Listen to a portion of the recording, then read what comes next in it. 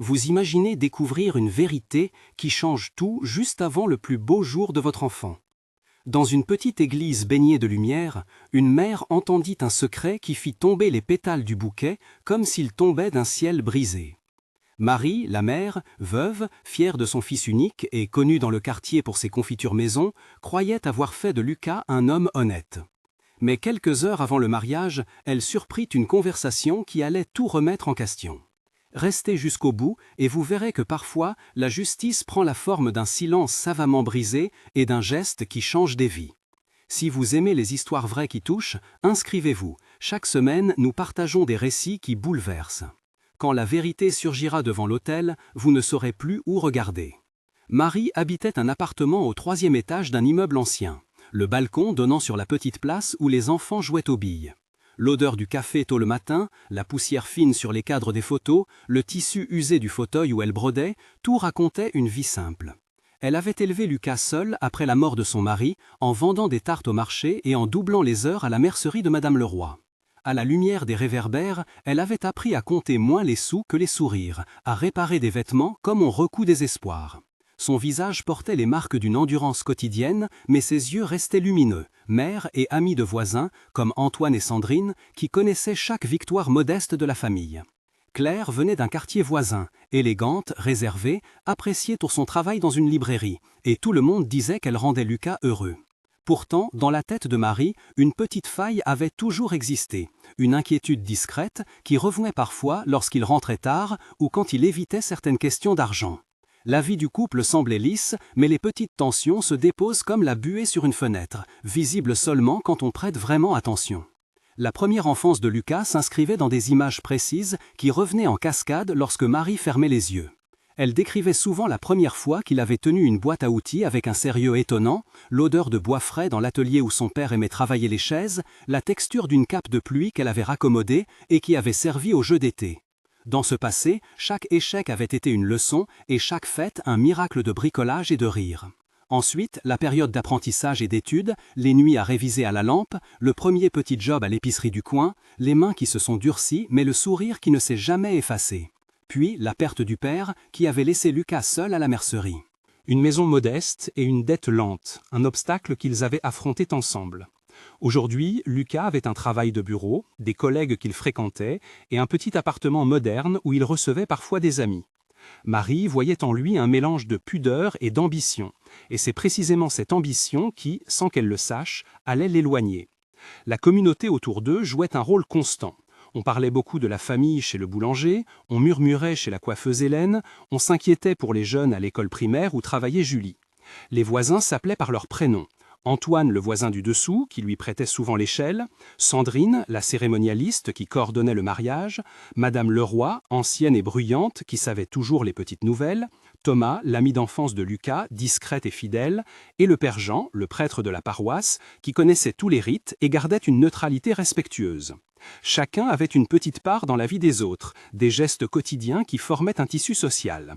Les bruits du quartier, la sonnerie des tramways au loin, le cliquetis des tasses au bistrot, le froissement des feuilles des arbres sur la place, tout cela dessinait la toile de fond d'une histoire qui semblait ordinaire jusqu'au moment où une phrase mal placée fit éclater le verre.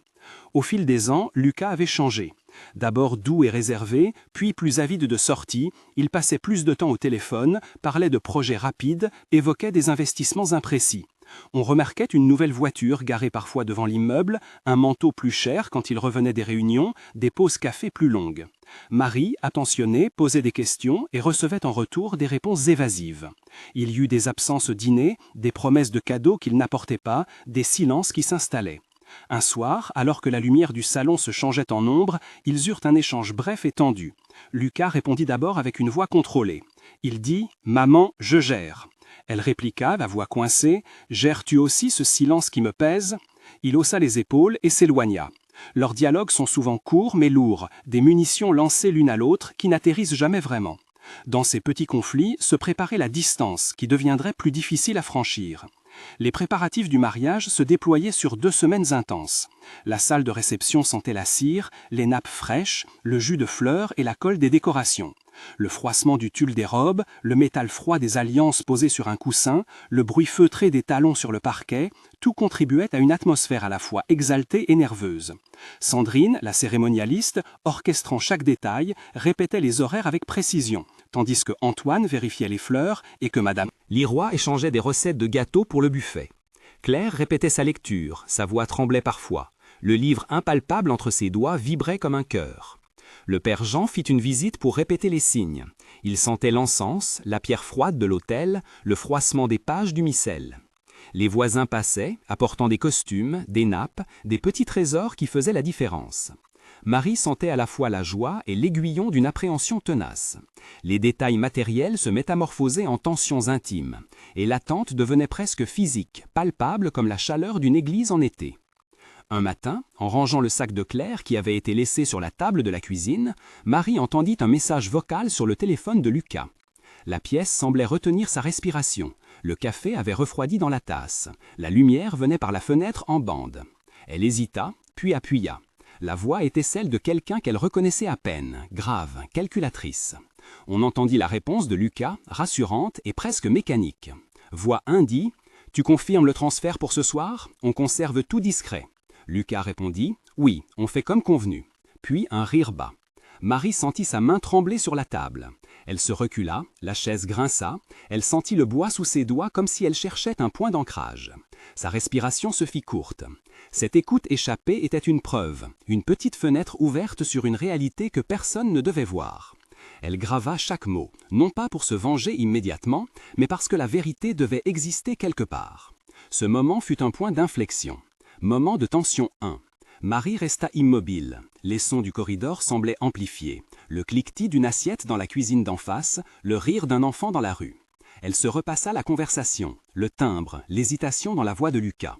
De vieux souvenirs remontèrent. La peur quand le père était malade. La promesse d'un avenir meilleur. Elle se demanda si elle avait mal jugé, si son instinct maternel la trompait. Les images d'une vie consacrée aux soins de cet enfant revinrent comme des fulgurances, la forçant à choisir entre la foi aveugle et l'obligation d'agir.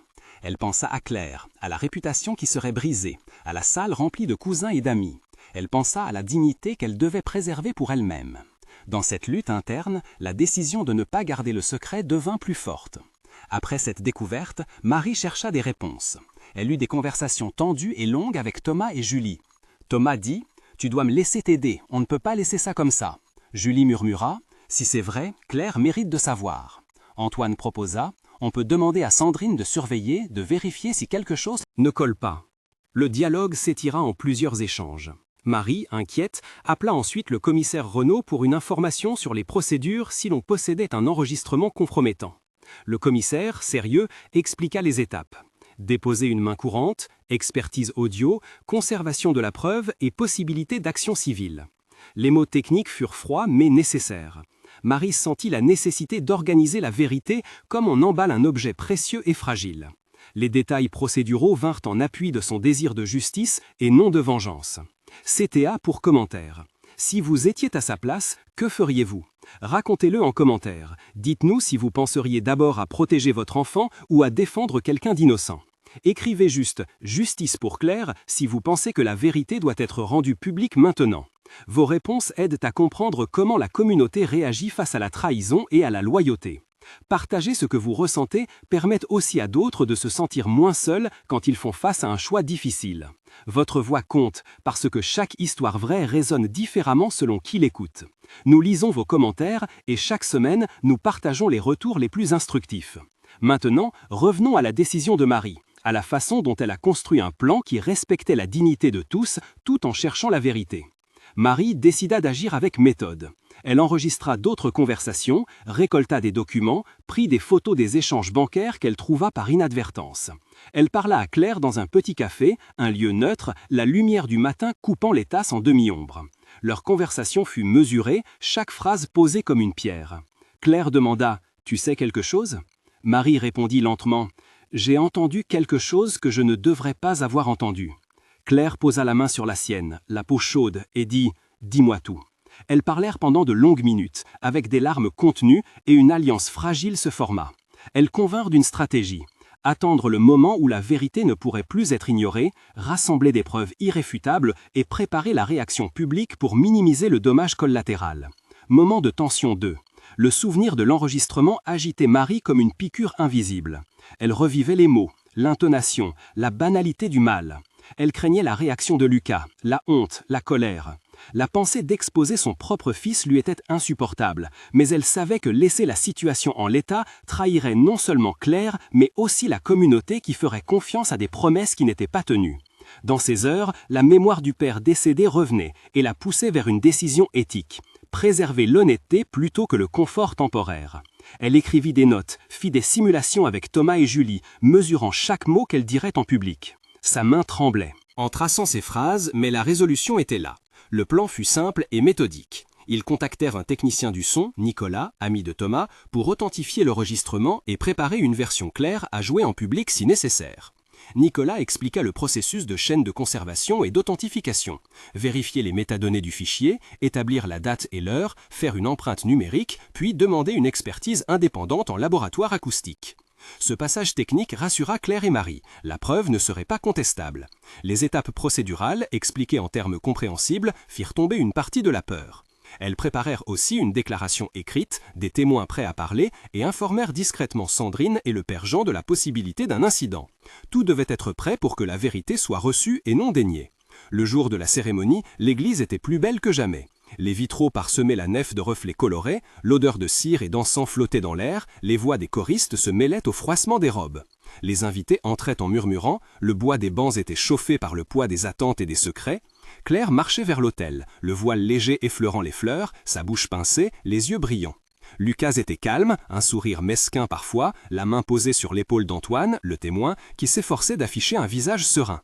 Marie était assise, le cœur battant comme un tambour sourd dans la poitrine, les mains serrées sur son sac, la respiration rythmée. Autour, on entendait des bruits, un téléphone qui vibre discrètement, des pas, un enfant qui rit, le frottement d'un tissu. Le monde semblait normal, trop normal pour ce qui allait arriver. La révélation fut orchestrée avec précision. Au moment où le prêtre demandait si quelqu'un connaissait un empêchement, Marie se leva d'un mouvement calme. Elle avança vers une petite table où Nicolas avait préparé une enceinte discrète. Le silence tomba comme un rideau. Elle posa sa voix sur un ton clair et dit « Je ne veux pas humilier mon fils, je veux juste que la vérité soit dite. » Le son de la voix enregistrée remplit l'espace, net, sans artifice. On entendit la phrase « On transfère ce soir, garde tout pour toi, elle ne doit rien savoir. » La voix de Lucas, celle qui à la maison paraissait douce, devint accusatrice et froide dans l'enregistrement. Autour d'eux, les réactions furent immédiates. Un choc, des halètements, des yeux qui cherchaient des explications. Claire s'effondra en pleurs silencieux, Antoine resta pétrifié, Madame Leroy couvrit sa bouche d'une main tremblante. Dialogue au moment du choc avec 10 échanges. Marie dit « C'est la vérité que j'ai gardée ». Le père Jean demande « Marie, es-tu sûre de ce que tu avances ?» Nicolas répond « L'enregistrement a été expertisé, les métadonnées confirment la date. » Thomas ajoute « Nous avons vérifié, il n'y a pas de doute. » Lucas s'exclame « C'est un montage, c'est faux !» Claire murmure « Lucas, pourquoi ?» Lucas rétorque « Tu ne comprends pas, c'est plus compliqué. » Julie dit « Arrête, il n'y a plus de complications possibles. » Sandrine implore « S'il vous plaît, gardons le calme. » Le prêtre conclut « La communauté ici cherche la vérité, restons dignes. » Les échanges se succédèrent, rapides, entrecoupés de sanglots et de chuchotements. Chaque réplique une lame qui travaillait la chair de l'instant. Moment de tension 3. L'église fut traversée par une onde de désolation. Les souvenirs d'enfance de Marie se heurtaient qu'à la vision d'un fils peut-être corrompu. Les voisins présents, Hélène, Madame Leroy, Antoine, se recueillirent entre consternation et incrédulité. Le visage de Claire était désormais une carte d'émotions, colère et chagrin mêlés. Lucas, pris de panique, chercha dans les regards une complice, un alibi, une main tendue, mais trouva surtout des visages fermés. La décision prise par Marie était irréversible, et la réalité éclatée ne laissait plus de place au demi-mensonge. L'air semblait plus dense, chaque respiration une difficulté. La tension monta jusqu'à un point où le murmure se rompit et laissa place à la nécessité d'agir. Ce moment dura ce qu'il fallait pour que chacun mesure l'ampleur de la trahison. Les conséquences furent immédiates et pratiques. La famille se retira, les discussions se poursuivirent à voix basse dans l'antre des porches. Lucas fut confronté aux questions de ses employeurs, après que la nouvelle se soit diffusée. et rapidement, la société où il travaillait lança une enquête interne. Un article local relata l'incident, la rumeur prit de l'ampleur, et la réputation de Lucas fut affectée. Il y eut des appels du comptable, des chiffres vérifiés, et finalement une procédure administrative pour déterminer la responsabilité financière.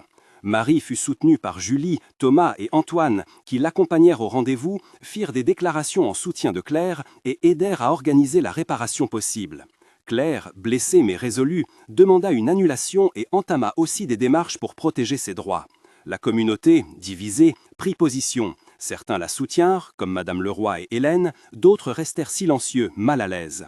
Le commissaire Renaud fédéra les éléments juridiques et orienta les parties vers une médiation et éventuellement une action civile. Sur le plan procédural, l'expertise de l'enregistrement suivit une chaîne juridique classique. Nicolas remit une copie scellée au commissaire Renaud, les métadonnées furent analysées, un laboratoire indépendant confirma l'authenticité. Un dossier fut constitué, dépôt de plainte envisagé et des avocats contactés pour encadrer la procédure civile. Ce protocole précis évita les contestations sur la forme et permit d'avancer sur le fond. Claire, conseiller, choisit de demander une réparation pour le préjudice moral et financier. Les termes furent posés, les preuves apportées et le processus judiciaire commença son chemin. Travail lent mais nécessaire. Après le tumulte vint la reconstruction. Ce n'était pas un retour immédiat à la sérénité, plutôt une marche laborieuse vers une nouvelle stabilité. Certains liens furent brisés, d'autres se renforcèrent. Marie trouva un soutien inattendu dans la paroisse et chez des voisins qui virent dans son geste la quête d'intégrité. Lucas perdit d'abord des repères, puis dut affronter la réalité de ses choix, de leur ampleur et des réparations à accomplir. Claire réorganisa sa vie, chercha un emploi plus stable, trouva un groupe de soutien et commença à écrire sur son expérience pour aider d'autres victimes. La communauté, blessée, se mobilisa pour prévenir et mieux accompagner les familles en difficulté. Épilogue 1 mois après. 1 mois plus tard, les herbes folles du petit jardin de la place avaient repris leur calme. Les vitrines retrouvaient leur reflet habituel, mais la vie intime des protagonistes restait fragile. Marie avait des nuits courtes, l'image de l'enregistrement revenait parfois en rêve. Elle allait chaque matin chez le boulanger, échangeait quelques mots, surveillait Claire, qui venait souvent à la maison boire un café et feuilleter de vieux albums. Claire avait demandé une suspension administrative du mariage et commençait à reconstituer ses économies. Lucas avait été mis en disponibilité par son employeur pendant l'enquête interne, et il passait des heures à se justifier, à écrire des lettres et à tenter de comprendre comment cela avait dégénéré. Antoine et Sandrine organisaient des réunions de soutien dans la paroisse, offrant écoute et relais d'information. La communauté discutait, certains écrivaient des messages de compassion, d'autres jugeaient avec dureté. Marie gardait la tête basse, mais elle retrouvait lentement des raisons de sourire, notamment quand elle voyait Claire reprendre goût à la lecture ou quand Julie lui préparait un dîner simple. Les démarches légales avançaient à petits pas, mais avec clarté. Épilogue 3 mois après. 3 mois plus tard, les choses avaient pris une tournure plus concrète. L'expertise officielle accabla les doutes et la procédure civile se profilait. Lucas avait entamé un suivi psychologique. Il participait à des séances pour comprendre les mécanismes qui l'avaient poussé à agir ainsi. Il acceptait les rencontres avec des médiateurs, essayant de réparer où cela était possible. Claire avait retrouvé un emploi à la librairie et reconstruisait sa vie avec prudence mais détermination. Marie participait à un groupe de parole pour parents, racontant son histoire afin d'aider d'autres à écouter leurs intuitions sans détruire inutilement. La réputation du quartier avait été touchée, mais un réseau d'entraide s'était formé. Hélène proposait des ateliers de couture pour ceux qui avaient besoin de reprendre confiance. Thomas organisait des rencontres pour les jeunes afin d'aborder les questions d'argent et d'éthique. La mémoire de la trahison restait, mais la capacité de se relever se dessinait de plus en plus nettement. Épilogue 6 mois après. 6 mois après, la vie avait pris une couleur nouvelle. Le dossier judiciaire avait débouché sur un accord amiable partiel. Des réparations financières prévues, un engagement public de Lucas à suivre un accompagnement long terme et la réparation des dommages reconnus par une médiation soutenue. Claire avait annulé le mariage et entrepris un projet professionnel qui lui tenait à cœur, ouvrant un petit atelier de reliure où elle invitait des voisins à des ateliers. Marie avait repris des ateliers de confiture le dimanche, vendant ses pots au marché et retrouvant une place de soutien affectif dans la communauté. Antoine et Sandrine avaient lancé une initiative de prévention pour informer sur les signes de malversation affectives ou financières, et le père Jean organisa des rencontres autour de l'écoute et du pardon. Lucas, loin de s'être effacé, travaillait à réparer. Il suivait une formation professionnelle, rencontra des personnes ressources et, humblement, chercha le pardon des siens sans que cela signifie l'effacement de la peine causée. La justice avait fait son travail sur le plan civil, mais la réparation la plus lente fut celle des cœurs.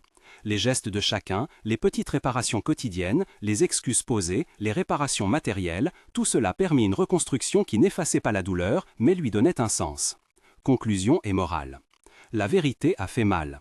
La vérité a libéré. Marie a choisi la dignité plutôt que le silence, la réparation plutôt que la complaisance, et cela a transformé des vies. La communauté a appris que la loyauté ne signifie pas couvrir l'injustice, et que le courage se manifeste parfois par des gestes qui font souffrir pour permettre la guérison. Si cette histoire vous a touché, partagez-la avec quelqu'un qui pourrait en avoir besoin. La vérité bouscule, mais elle peut aussi sauver. La vérité fait mal, mais c'est elle qui sauve.